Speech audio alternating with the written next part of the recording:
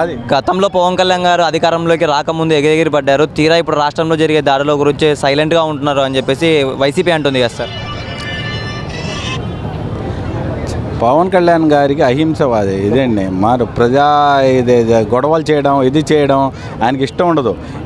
వాళ్ళే లేనిపోయిన గొడవలు ఈయన మీద రేపి గొడవలు ఒకటి రెండు సృష్టించారే తప్ప పవన్ కళ్యాణ్ ఎప్పుడైనా గొడవల్లో కానీ జనాలు తీసుకెళ్ళడం కానీ మీటింగ్ చేయడం చేశారు అంతకుముందు మీరు ఎక్కడైనా దాడులు చేయడం కానీ కొట్టించడం చేశారా? జనసేన వాళ్ళు ఎప్పుడైనా దాడి చేయడం కానీ చేయించారా? ఎప్పుడు చేయలా. ఆయన ఎప్పుడు సైలెంట్గానే ఉంటారు, ఇప్పుడు సైలెంట్గా ఉంటారు. ఎందుకంటే ఆయన ఒక అధికార బాధ్యతతో ఉన్నవారు. ఆయన ఓర్పుకుంటేనే కదా మిగతా జనాలంతా ఓర్పుకుంటారు. అందుకని ఆయన మంచి ఇది.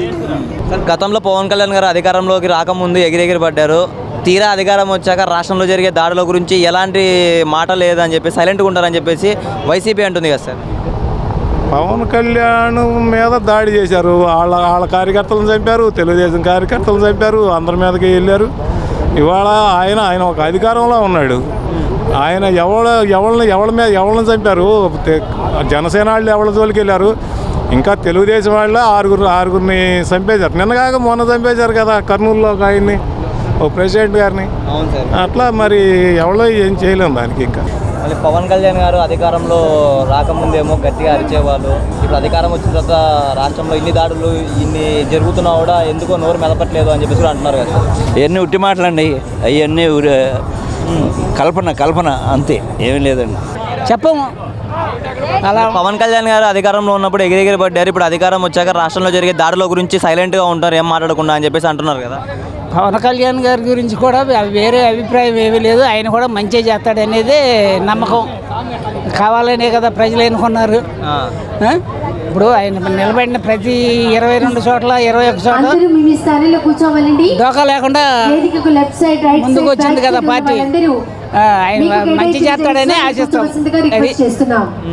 సార్ పవన్ కళ్యాణ్ గారు గతంలో అధికారంలోకి రాకముందు ఎగిరిగిరి పడ్డారు. ఇప్పుడు తీరా అధికారం వచ్చాక రాష్ట్రంలో జరిగే దాడుల గురించి ఏం సైలెంట్గా ఉంటారని చెప్పేసి వైసీపీ అంటుంది కదా. ఏంటండి?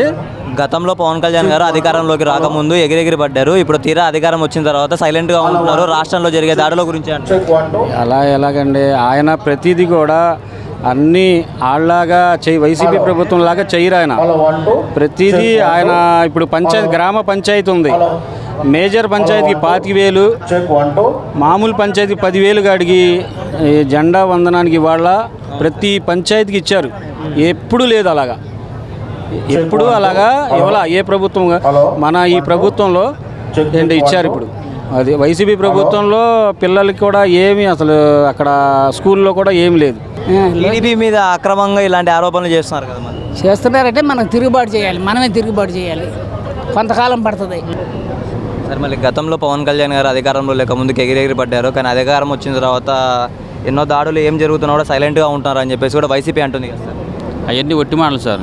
ఎప్పుడైనా సరే తెలుగుదేశం పార్టీ కానీ జనసేన పార్టీకి బీజేపీ కానీ ఎప్పుడైనా సరే ఏ రాష్ట్రంలో ఏ ఇష్యూ జరిగినా సరే న్యాయంగా అది అక్కడ జరిగేది న్యాయమా కాదని చెప్పి ఎప్పటికప్పటికి ఎంక్వైరీ చేసి అది మామూలుగా రాజకీయంగా జరిగిందా వ్యక్తిగతంగా జరిగిందా అనేది కూడా ఆలోచించి ఆ యొక్క తీర్పును కూడా ఎవరికాడు రాజకీయ పార్టీ వాళ్ళు ఈ పార్టీ కానీ ఇంకో పార్టీ కానీ ఎవరు నిర్ణయం తీసుకునే పరిస్థితి లేదండి. వాళ్ళ ఒక న్యాయ వ్యవస్థ ఉందా, న్యాయ వ్యవస్థకి అప్పచెప్పడం, వాళ్ళు ఆ కేసును సాల్వ్ చేయడం జరుగుతుంది. అందుకని ఏదో మాట్లాడుతూ ఉంటారు, అవన్నీ మామూలే వ్యక్తిగత కష్టం అంటారు, రకరకాలుగా ఉంటాయి.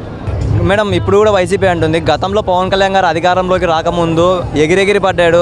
తీరా అధికారం వచ్చాక చూస్తే రాష్ట్రంలో జరిగే దాడుల గురించి ఒక్క మాట కూడా మాట్లాడలేదు, సైలెంట్గా ఉంటాడు అని చెప్పేసి వైసీపీ అంటుంది. మేడం పవన్ కళ్యాణ్ గారు ఇంతకుముందు హడావుడి చేశారు, ఇప్పుడు ఏం చేయట్లేదు అన్నారు. నీకు రాజకీయం కరెక్ట్గా తెలిసే జగన్మోహన్ రెడ్డి, నేను ఒకటి చెప్తున్నాను విను. కష్టకాలంలో ఉన్న పార్టీని బతికించుకోవటం కోసం, ప్రజలకు అండగా నిలబడటం కోసం ఎట్టి పరిస్థితుల్లోనూ కూడా ఏ ప్రజానాయకుడైనా సరే ఎక్కడన్నా అన్యాయం జరిగింది అని అంటే కష్టపడతాడు.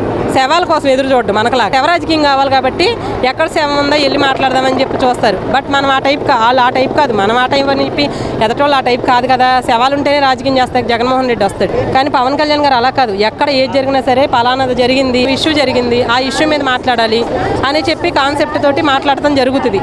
అర్థమైందా? ఈ 2-3 నెలలు ఒక్క నిమిషం, ఈ 2-3 నెలల్లో ఏం జరిగిందంట? ఏదన్నా జరిగితే హోంమంత్రి అనిత గారు ఏమంటున్నారు, తీసుకురా ప్రెస్ మీట్ పెడదాం, తీసుకురా ఒక పేపర్ మీద మొత్తం దాని మీద రాసుకొని నువ్వు తీసుకురా నేను మాట్లాడతాను అంటాను. ఎందుకు తీసుకెళ్ళకపోతున్నావు అంటే నోటితో ఏదో ఒకటి మాట్లాడితే సరిపోయిందా? దానికి రిటర్న్ గా కూడా ఇవ్వమంటున్నారు కానీ ఎందుకు ఇవ్వలేకపోతున్నావు? రిటర్న్ గా ఇస్తే వాళ్ళు కూడా అడ్డం పెడతారు కదా, ఇది తప్పని చెప్పి ఖండిస్తాం కదా. మీరు ప్రతిపక్షంలో కూడా లేరు కదా. After all at least next time అన్న ప్రతిపక్షం రావడానికి ట్రై చేయవయ్యా, చూసి నేర్చుకో, రాజకీయం చూసి కార్యకర్తల దగ్గర నుంచి నేర్చుకో. కనీసం నీకు అయ్యేమీ లేకోకుండా పవన్ కళ్యాణ్ గారు ఎట్టన్నాడు, మోడీ గారు అట్టన్నాడు, నువ్వు చేసిన కరెక్టా? వాస్తవంగా రాజకీయం తెలిసినోడుతోనన్నా మాట్లాడాలి, రాజకీయం తెలియనోడుతోనన్నా మాట్లాడాలి. అటు ఇటు కాకుండా కావాలని ఏదో మాట్లాడేసాం అనుకునే వాళ్ళతో మనం మాట్లాడలేం కాబట్టి మాట్లాడాలి అనుకున్న వాడితో మనం ఏమీ మాట్లాడలేము. ఎందుకంటే వాడికి కూడా తెలుసు వాడు మాట్లాడేది కరెక్టా కాదా అని. నేను మాట్లాడాలి, అమ్మయ్య నేను గెలిచాను అనుకుంటాడు. అంతేగాని బయటకు వచ్చిన తర్వాత నేను గెలిచానా గెలవలేదా అనేది తెలియదు అంటారా? ఖచ్చితంగా నేను చెప్తున్నానుగా, ఏదో ఒకటి మాట్లాడాలి కాబట్టి మాట్లాడేశాం. అమ్మయ్య ఈ రోజు ప్రెస్ మీట్ అయిపోయింది. స్క్రిప్ట్ ఇచ్చినా సరే కనీసం నేను ఇందాక నుంచి మాట్లాడుతున్నాను, నేను నార్మల్ కార్యకర్తను గుడివాడ. దాన్ని ఏమంటారు, బడ్జెట్ విషయాలు బయట పెట్టినప్పుడు 200, 6000, 3 ఒక్కల, 4 ఒక్కల, 5 ఒక్కల నేను మాట్లాడను. అంటే మినిమం నాలెడ్జ్, మనం నేర్చుకున్న విధానం, దాని మీద ఒక అవగాహన, సబ్జెక్ట్ మీద ఒక గ్రిప్ ఉంటేనే మాట్లాడాలి. అంతేగాని అందరూ మాట్లాడే నేను కూడా మాట్లాడేసాను అనుకుని ఆ స్క్రిప్ట్ కూడా బట్టి చదవటం చేతగానోడితోటి మనం ఏంటని మాట్లాడేది? మాలాంటి వాళ్ళు మాట్లాడడానికి సరిపోరు. ఇంకా చంద్రబాబు గారు ఏం మాట్లాడతారు, లోకేష్ గారు ఏం మాట్లాడతారు?